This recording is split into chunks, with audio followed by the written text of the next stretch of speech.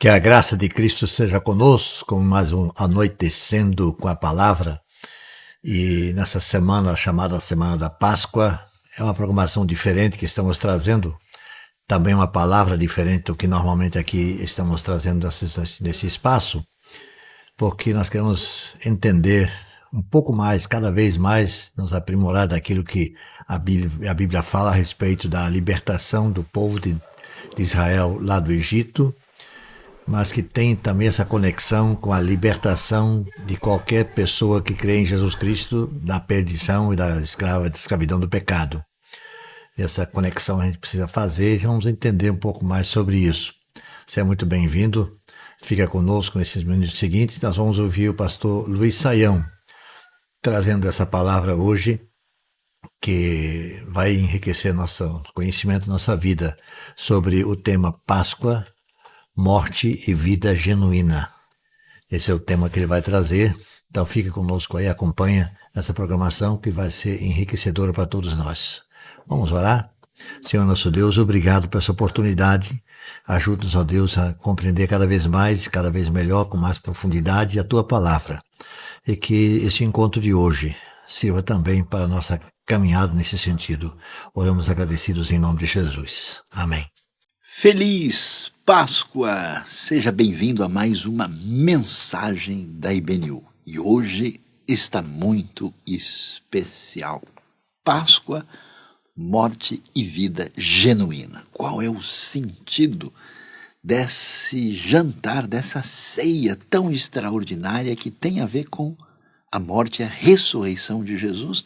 Acompanhe e esteja sintonizado com a IBNU. Não se esqueça de se inscrever no canal, ativar o sininho, curtir e divulgar para todos os seus amigos. Um grande abraço e mais uma vez, Feliz Páscoa a todos.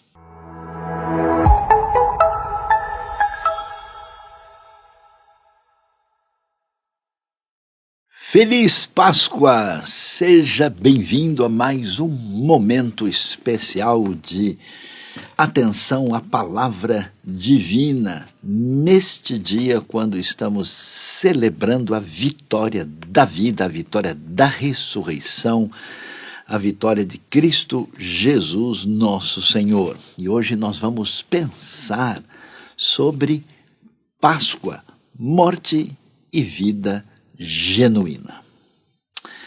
Quando nós pensamos sobre a Páscoa, muita coisa vem à nossa cabeça, nós vemos toda essa realidade, vamos dizer, do mundo comercial, tentando movimentar a economia com uma série de elementos ligados aí à Páscoa no seu âmbito mais, vamos dizer, secular.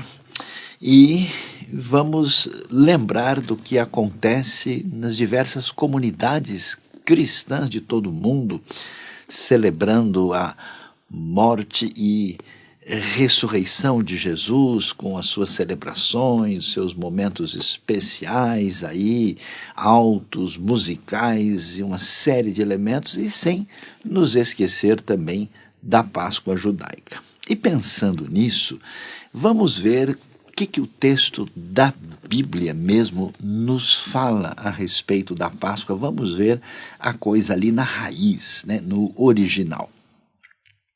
Em Marcos capítulo 14, a partir do verso 12, no primeiro dia da festa dos pães sem fermento, quando se costumava sacrificar o cordeiro pascal, os discípulos de Jesus lhe perguntaram: aonde queres que vamos e te preparemos a refeição da Páscoa? Então ele enviou 2 de seus discípulos, dizendo-lhes: entrem na cidade, e um homem carregando um pote de água virá ao encontro de vocês. Sigam-no e digam ao dono da casa em que ele entrar: o mestre pergunta onde é o meu salão de hóspedes, no qual poderei comer a Páscoa com meus discípulos. Ele lhes mostrará uma ampla sala no andar superior, mobiliada e pronta. Façam ali os preparativos para nós. Os discípulos se retiraram, entraram na cidade e encontraram tudo como Jesus lhes tinha dito e prepararam a Páscoa. Ao anoitecer, Jesus chegou com os 12. Quando estavam comendo reclinados à mesa, Jesus disse: digo-lhes que certamente um de vocês me trairá, alguém que está comendo comigo.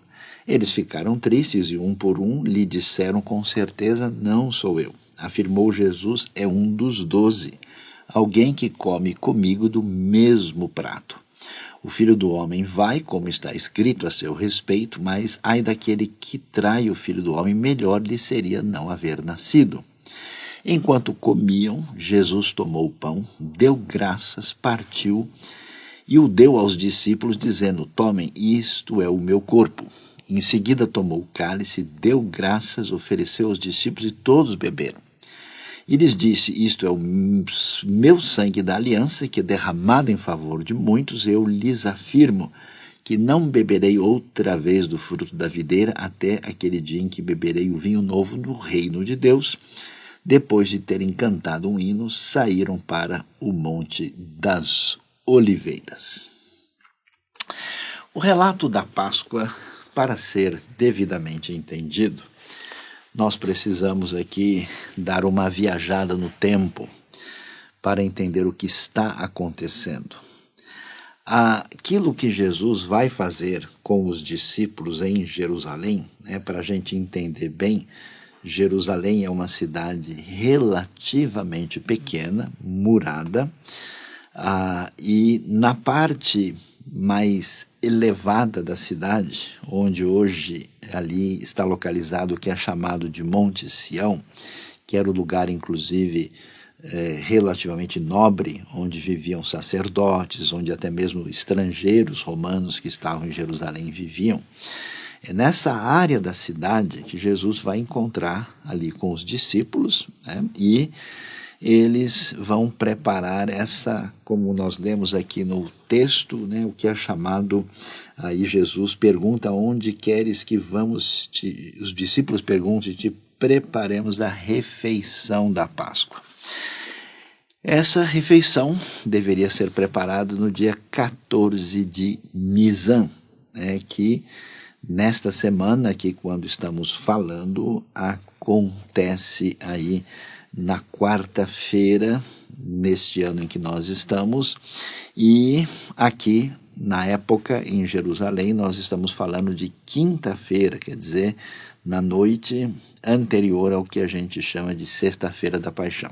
Quer dizer, Jesus chegou da Galileia com os discípulos e para a festa da Páscoa, a Páscoa judaica, sobre a qual nós já vamos falar, e quando ele faz isso, ele chega na semana anterior. Você vai se lembrar do Domingo de Ramos, a entrada triunfal que acontece no domingo, e nós estamos agora na quinta-feira, na leitura do texto, quando vai acontecer esta cerimônia nessa parte da cidade onde Jesus vai encontrar-se ali com os discípulos e preparar, e consegue um espaço, Aí tem um sujeito, inclusive, carregando o cântaro, que talvez seja uma pessoa ali que vem da comunidade do deserto, que está trabalhando nessa área mais nobre de Jerusalém, e eles vão conseguir um espaço que é numa espécie de segundo andar, o famoso cenáculo, onde se menciona aí que teria acontecido o que a gente vê aqui como a última ceia, ou a primeira ceia de Jesus, dependendo do enfoque. Mas o que está por trás desse elemento tão importante? Para entender a Páscoa do Novo Testamento, é necessário viajar para compreender qual que é a base, que tipo de cerimônia é essa que Jesus está fazendo com os discípulos, como é que é exatamente essa Páscoa judaica.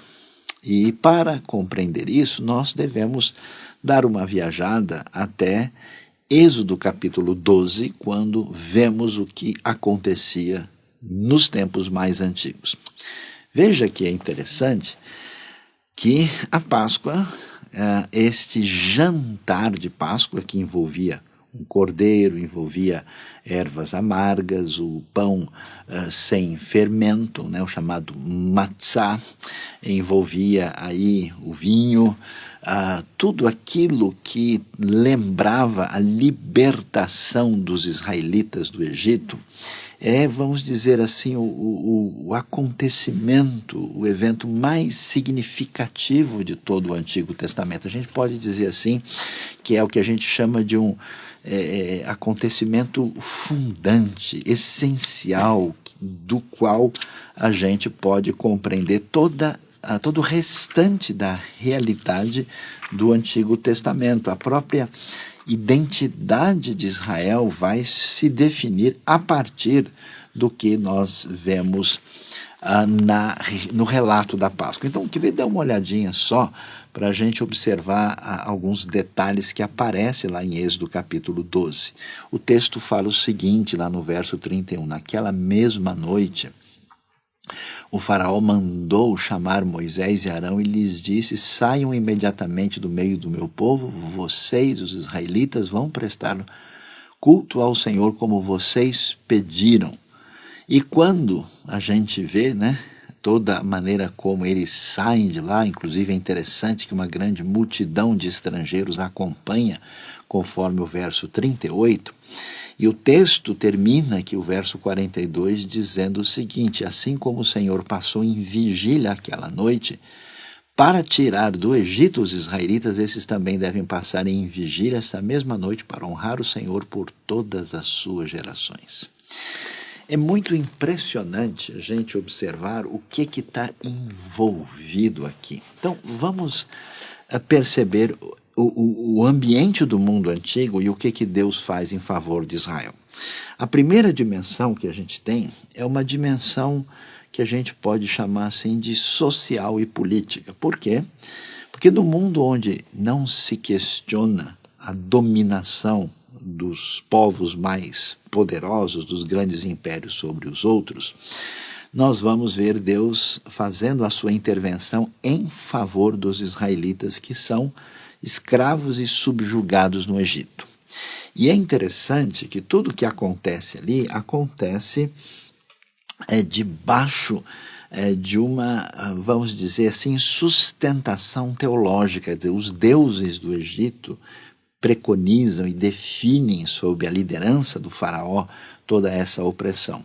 Então, o que a gente começa a ver é que valores como a liberdade, valores como a questão da rejeição da escravidão, valores como a atitude individual, de determinar a si mesmo como indivíduo e como povo, e valores que dizem respeito à questão da dignidade do ser humano, eles emergem assim da história dessa libertação da Páscoa. E é interessante porque os israelitas são libertados por Deus, mas a gente vê no verso 38 que essa libertação é acompanhada por essa espécie de parceria desses outros estrangeiros que se juntam, mostrando que esse particularismo hebraico ele se desdobra na direção de uma mensagem que se caracteriza por um delineio bastante universal. E é interessante a maneira como a Bíblia mostra essa confrontação das forças que estão aí trabalhando entre a vida e a morte. O que é que nós temos ali? Observe bem, e é bem interessante como a Páscoa vai acontecer durante uma noite. E a noite é que é destacada aqui, Inclusive, esse elemento interessante que o Senhor passou a noite em vigília em favor de Israel, então vocês vão celebrar e vão passar essa noite em vigília para se lembrar do que Deus fez. E essa questão desse jantar que acontece ao entardecer, essa celebração noturna, quando Deus traz o juízo sobre o Egito, ele vai mandar 10 pragas, e é curioso que a 9ª praga é uma praga que envolve trevas, E aí é muito emblemático saber que o Deus mais celebrado no Egito é o Deus Sol.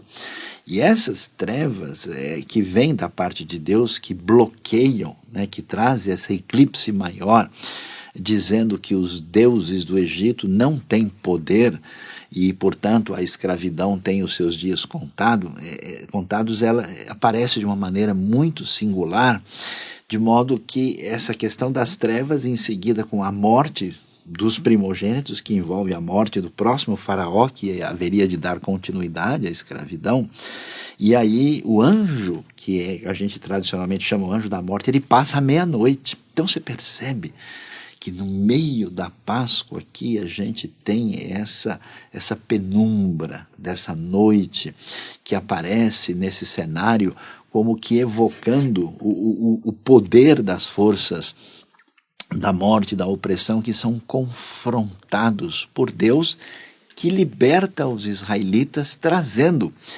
valores que são valores fundantes, não só da história de Israel, mas da própria, vamos dizer, civilização, da civilização judaico-cristã, que constrói, inclusive, a história não só do mundo, da época do Império Romano, da civilização cristã da Europa, e que chega ao Brasil e ao mundo com seus valores essenciais que emergem dessa história extraordinária. Mas, além disso, nós vamos observar a maneira extraordinária como a Bíblia lida com isso. Você tem essa história que tem esse perfil, como a gente vê, né, social, político, teológico, e todo esse conjunto de elementos fundamentais, eles se desdobram em duas coisas extraordinárias. A primeira é que é possível celebrar essa grande vitória de vida genuína numa simples refeição. É curioso porque a gente pergunta como é que um valor, como é que uma ideia, como é que um acontecimento fundamental é tão extraordinário, pode ser preservado de geração em geração. E a resposta bíblica é numa simples refeição. E é isso que está acontecendo. Então, a tradição hebraica, judaica, ela celebra isso de uma maneira extraordinária, e até hoje, né? Veja, a cerimônia da Páscoa, do Pessach, né, judaico, é o jantar mais antigo da história humana, que é uma espécie de refeição que não parou até hoje. Quer dizer, é o jantar que nunca acabou. É esse jantar, vamos dizer assim, de morte e vida genuína, porque o povo estava condenado à escravidão e até mesmo à extinção sob a fúria do faraó, e eles são libertados de maneira extraordinária e conseguem essa grande vitória, e tudo isso é celebrado dessa maneira, e de uma maneira peculiar, que é através da contação de histórias. Então essas histórias são celebradas, e quando você continua lendo a Bíblia, você lê o Antigo Testamento, sempre que a coisa está difícil, onde é que a gente vai achar força? Na história do Êxodo, na história da Páscoa. Veja, por exemplo, o Salmo 77, veja vários outros momentos difíceis, você, até mesmo em Abacuque, nos profetas, né, sempre se remonta a esse elemento extraordinário que aparece aí. Então, quando a gente entende isso, aí a gente consegue adequadamente ler o Novo Testamento. Quando a gente chega no Novo Testamento, o que a gente encontra? Exatamente a celebração dessa Páscoa do Êxodo, com toda a sua força de libertação, com todo o seu elemento extraordinário. E aí a coisa é séria. Por quê? Porque assim como aconteceu no tempo do Egito, hoje nós estamos no Novo Testamento, no tempo de Roma.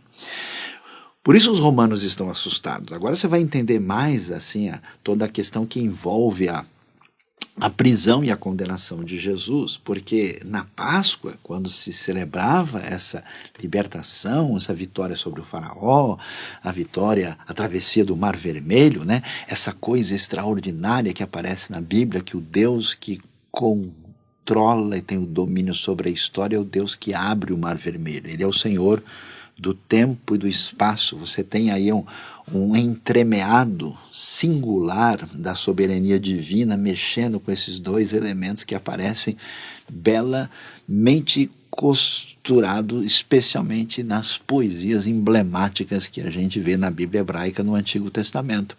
E é muito interessante como é que isso acontece, porque Jesus está com os discípulos e com uma multidão de peregrinos que foram para Jerusalém nessa época da Páscoa, e eles estão aí num momento muito complicado, muito difícil, que está todo mundo sofrendo demais sob o domínio de Roma, está todo mundo pedindo um libertador, né? Tanto é que no domingo de Ramos, alguns dias antes, Jesus, quando entra ali, vindo, né, da região do Monte das Oliveiras, passando pelo Vale do Cedron e entrando em Jerusalém, ali passando pela Porta Oriental, né, que depois também recebe outros nomes, a Porta Leste da cidade, é quando ele é aclamado e todo mundo diz: Hosana ao que vem em nome do Senhor. Para a gente entender todo esse cenário. Então os romanos estão, digamos assim, de cabelo em pé, achando que vai acontecer alguma coisa por causa desse anseio de libertação do povo judeu na época dessa ocupação e domínio romano. Mas o que a gente percebe? A tensão da morte, a tensão da opressão, que combina com esse ambiente noturno, que é o cenário onde se constrói a história da Páscoa. Esse cenário aparece de maneira mais nítida e de maneira acentuada quando a gente vê a história de Jesus. Então, observe bem como o texto deixa claro para a gente o que está acontecendo. Lembre como é que é o negócio aqui? Estamos falando daquilo que acontece à noite. Veja que coisa interessante, verso 17. Ao anoitecer. O texto faz questão de enfatizar isso. Jesus chegou com os 12 e eles começam a comer. Então veja lá. Até onde vão as forças do mal, da opressão e da morte? Elas estiveram nitidamente, claramente delineadas naquilo que aconteceu no Egito. Agora nós temos uma espécie de recapitulação desse momento. A gente vê esse ambiente sombrio chegando de novo, né? Esse jogo de claro, escuro, né? de luz e trevas, né? Que é tão forte, por exemplo, no Evangelho de João. Você já vai ver lá na história do próprio Êxodo, quando na coluna de nuvem, Deus, por exemplo, liga o farol para os israelitas e deixa os egípcios na escuridão, nessa proteção que envolve essa teologia de penumbra que aparece no texto. E é interessante aqui porque anoitece, quando anoitece, eles começam, né, nessa cerimônia de intimidade, né? É interessante isso, né, porque a libertação se dá todo mundo comendo junto e celebrando a Deus nessa figura de intimidade e confissão de fragilidade que é o ato de comer. Mas quando isso aparece aqui no texto, nós vamos ver esse cenário quando as coisas começam a realmente ficar em sintonia com essa noite assustadora. Jesus não vai falar somente da opressão romana. A gente vê na história do Êxodo que o problema não foi só o faraó. Moisés enfrentou a oposição dos próprios israelitas, que até chegaram: escutei, quem é você para vir dizer o que a gente deve fazer?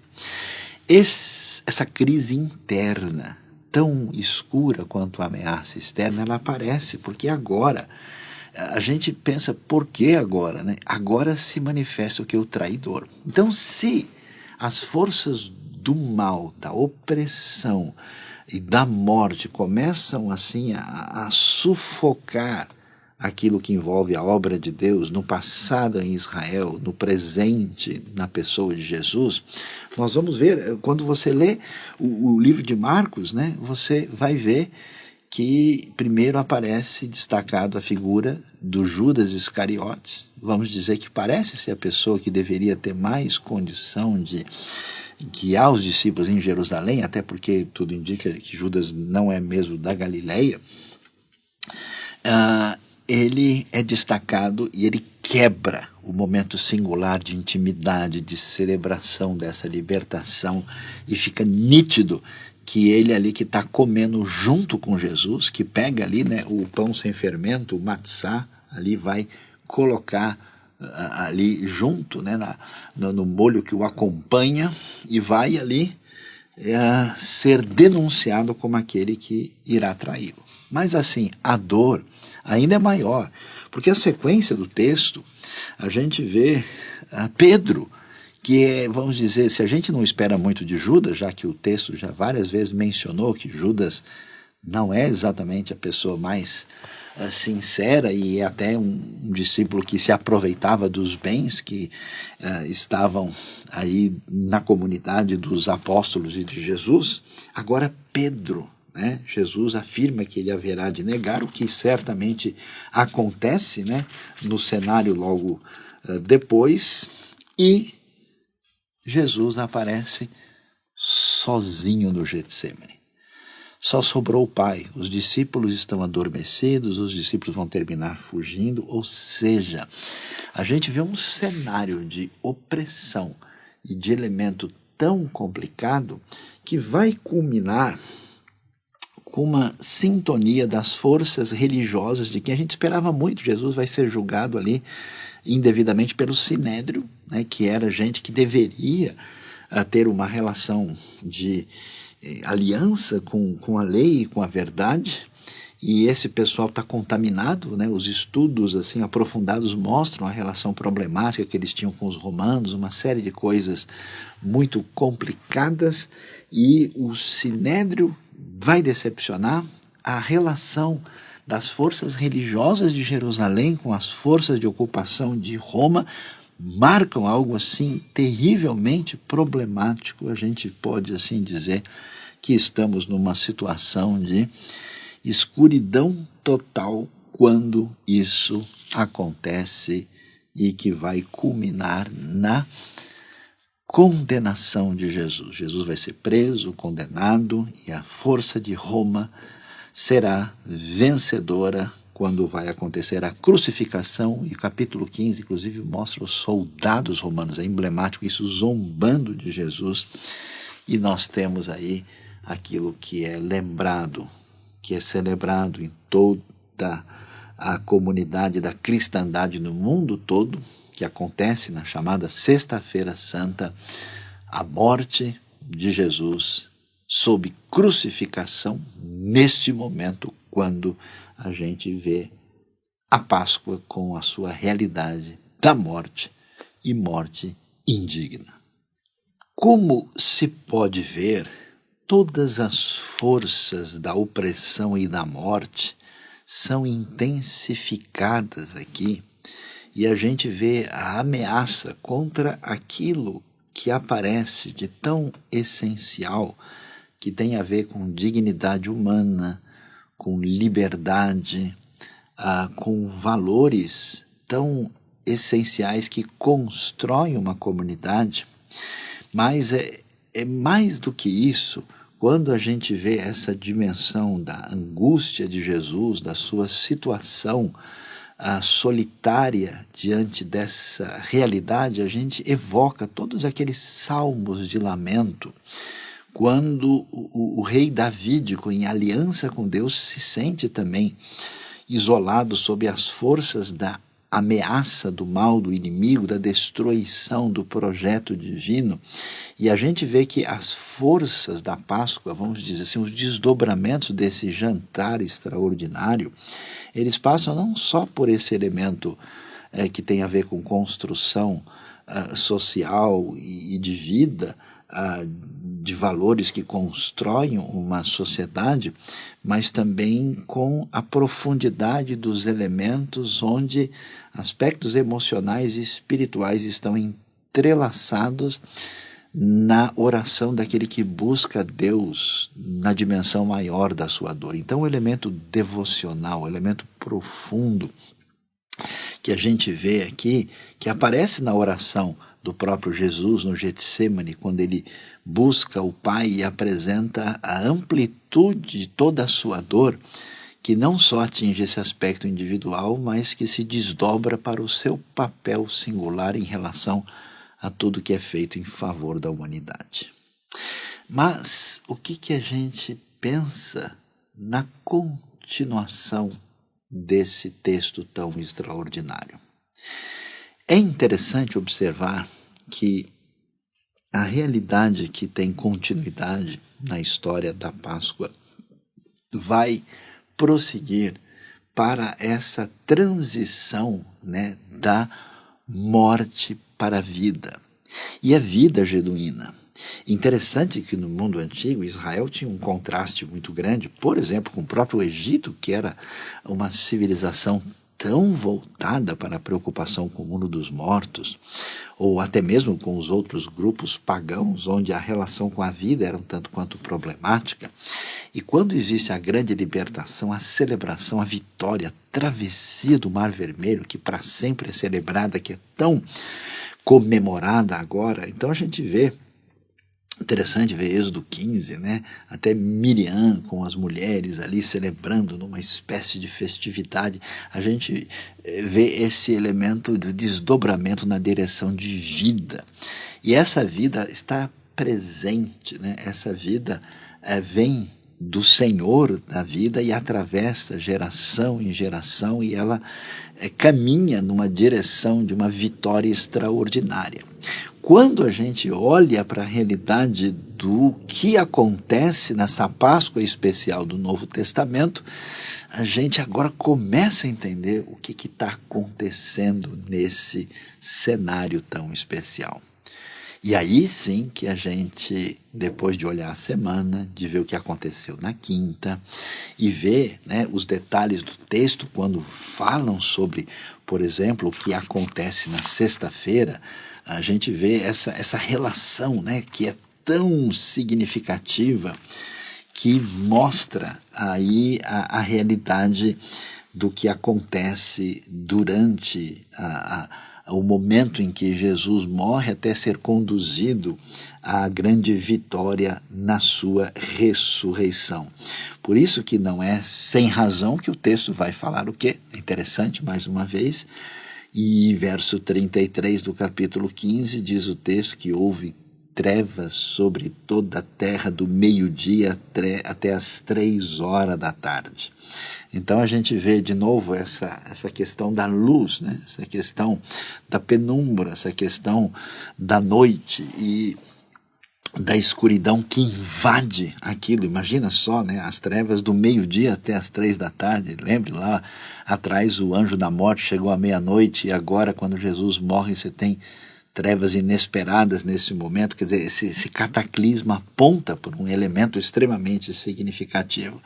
E então Jesus é sepultado aí no início do Shabat, né? Antes do início do Shabat, no final da sexta-feira, para a grande ressurreição no domingo.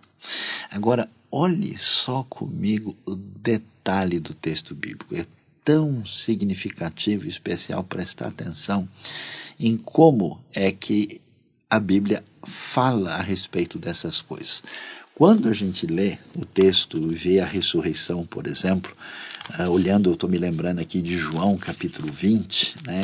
E João é um texto muito interessante que menciona muito essa questão, né? das trevas, de estar na luz, de andar na escuridão. E olha o detalhe comigo em João 20, por exemplo, quando começa ali o capítulo, diz: no primeiro dia da semana, atenção, bem cedo, estando ainda escuro, Maria Madalena chegou ao sepulcro e viu que a pedra da entrada tinha sido removida. Quando a gente olha então para o final do Evangelho de Marcos, no capítulo 16, o texto diz: quando terminou o sábado, Maria Madalena, Salomé e Maria, mãe de Tiago, compraram especiarias aromáticas para ungir o corpo de Jesus. No primeiro dia da semana, bem cedo, ao nascer do sol, elas se dirigiram ao sepulcro, perguntando umas às outras: quem removerá para nós a pedra da entrada do sepulcro? Então, olha que coisa assim extraordinária e peculiar, né? Como é que a composição teológica, literária do texto bíblico, ela é ao mesmo tempo estrondosa, profunda e tocante. Ela atinge o âmbito da particularidade devocional e de espiritualidade interna tão intensa, ao mesmo tempo que adquire proporções cósmicas e universais. É de arrepiar a profundidade do texto.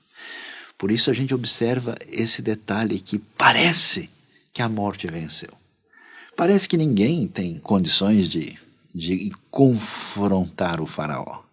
Parece que é mais ou menos o que a gente sente na nossa vida, né? A gente olha para a realidade que a gente enfrenta, as nossas crises, as nossas angústias, os nossos pecados, a nossa fragilidade e vê tanta coisa ruim fora do lugar que parece que a angústia, o medo, as forças da opressão, da morte e do mal que estão presentes no domínio social, político, amplo, e que nos atinge nas nossas dimensões internas, que nos ameaçam espiritualmente, parecem ser forças poderosas que não têm fim.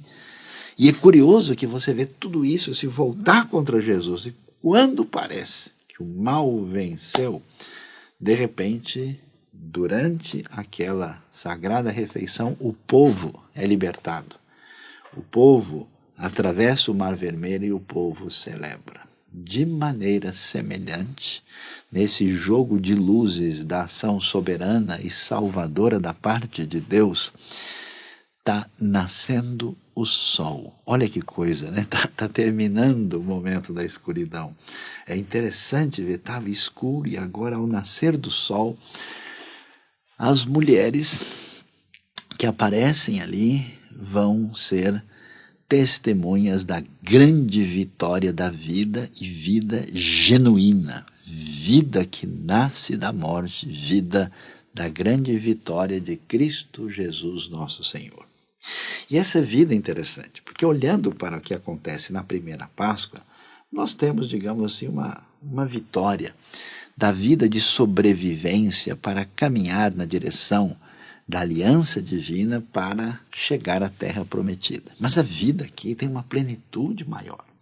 Essa vida genuína, que é a vida que nós recebemos de Deus através da vitória plena de Cristo Jesus. Jesus vence a morte, vence aquilo que envolve o poder e a força do mal e do pecado sobre nós, e a vida que ele conquista é uma vida que tem a ver com o perdão dos nossos pecados, a vida que redefine a nossa identidade diante de Deus, a vida que nos liberta para viver uma vida para a glória de Deus e uma vida eterna que nos garante segurança e salvação, inclusive para a vida eterna, a vida depois desta vida, a vida que certamente através do poder da ressurreição mostra a derrota completa da própria morte.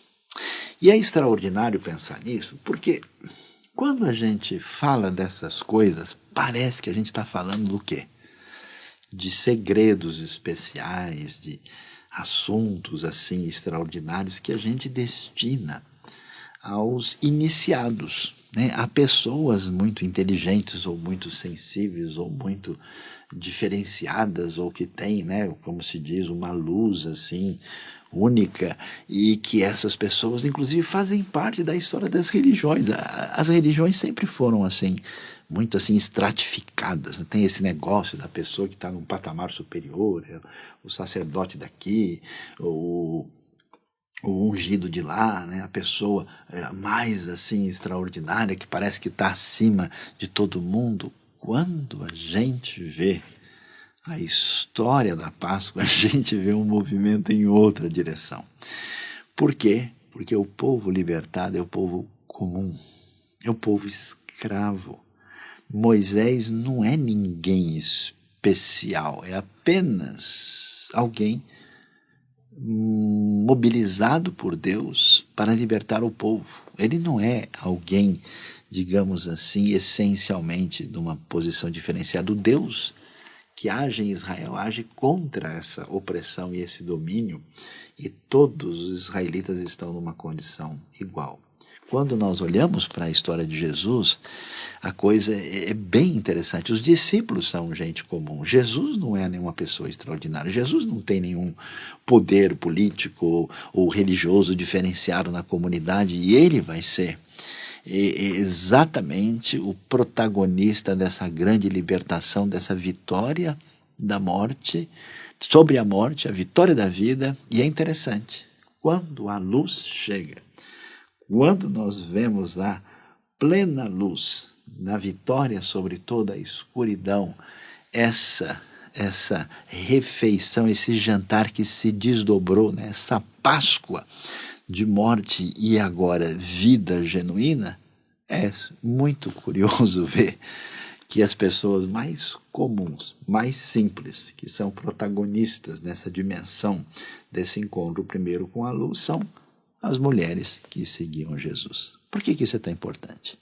Porque a espiritualidade profunda e genuína não pertence aos iniciados, pertence a gente comum como você e eu.